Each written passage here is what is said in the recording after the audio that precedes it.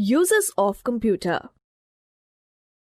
Lofty goal. In this lesson, you will learn about the uses of computers in different places. Mighty, I have seen computers being used at different places. What do people do with it? Good question. Nowadays, people are using computer for different purposes. Let's see what are the different uses of a computer. Office. Computers are used in offices to create files, to make designs of projects, to send and receive messages, to make office work easy. Bank.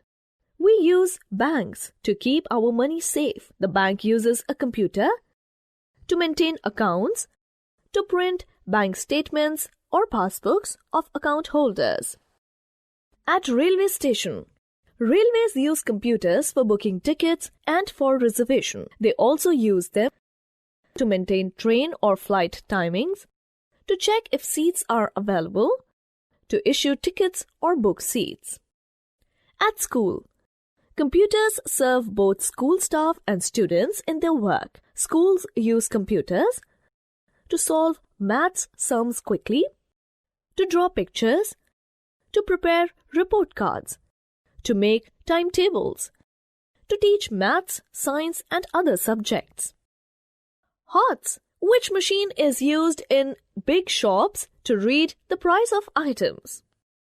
At shops, computers are used in shops to calculate and make bills quickly without making mistakes, to find out the price of goods, to keep sale purchase records.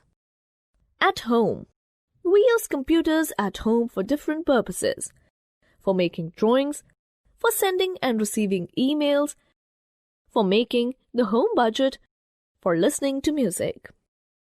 In hospitals, computers are used in hospitals to diagnose and cure patients. They are also used in eye testing, in surgeries, and in preparing medical and pathological reports.